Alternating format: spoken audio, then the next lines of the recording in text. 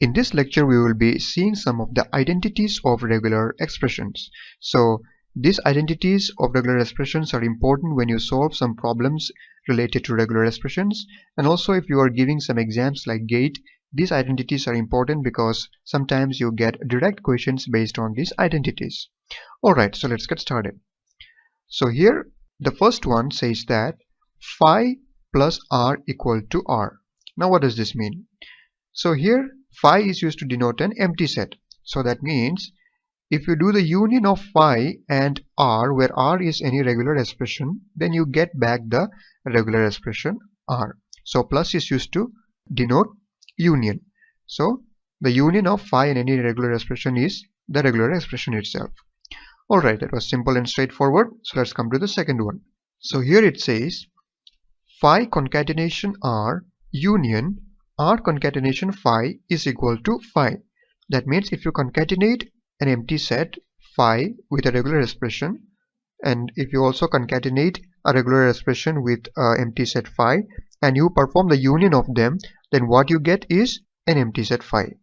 Alright, so now let's come to the third one.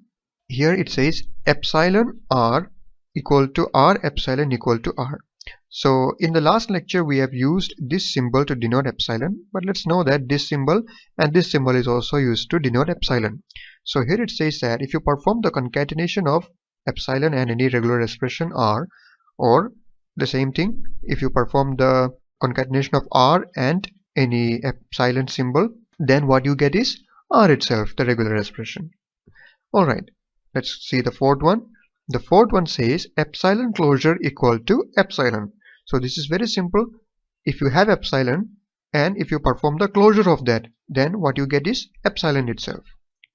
And this is important. This says that the closure of phi is not phi but it is epsilon. So if you have phi and if you perform the closure of this phi, then you get epsilon symbol. Okay. Now let's come to the fifth one. This is very simple. Union of two regular expression is a regular expression. R plus R equal to R. That was very simple. Okay, so now let's come to the sixth one. The sixth one says R star equal to R star. So this means that if you perform the concatenation of the closure of two regular expressions, then you get the closure of that regular expression as the result. So we have two regular expressions, similar ones, r and r, and we take the closure of them and then we do the concatenation of them. Then what do we get? We get r star. Okay, and let's see the seventh one. This says that r star equal to r star r. So this basically just means that you can write it in this way or this way.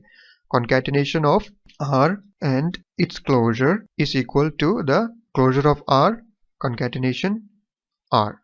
So that is what it means.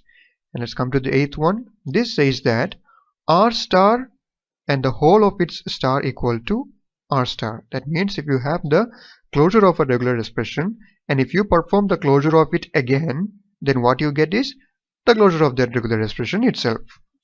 Okay, now let's see the ninth one. This is important. Here it says epsilon plus r star, which is also equal to epsilon plus r star r equal to r star. Now what does this mean? Here you see that we have r star and here we have r star r. So we already proved in number 7 that these two are the same. So what does this r star mean? So this r star means this is the closure of r, and if you concatenate it with r, what you get is r plus. So I've already explained what is r plus in the previous lecture. So r plus means the closure excluding the epsilon symbol. Okay, so here we get the r plus, that means the closure excluding the epsilon symbol. Now we are doing the union of the epsilon symbol with it. That means you are adding the epsilon symbol to that. So if you add the epsilon symbol to r plus, then what do we get? We get closure of r. I hope that was clear to you, because r plus was closure excluding epsilon. So if you just add epsilon to it, you get the closure. Okay, so now let's come to the 10th one.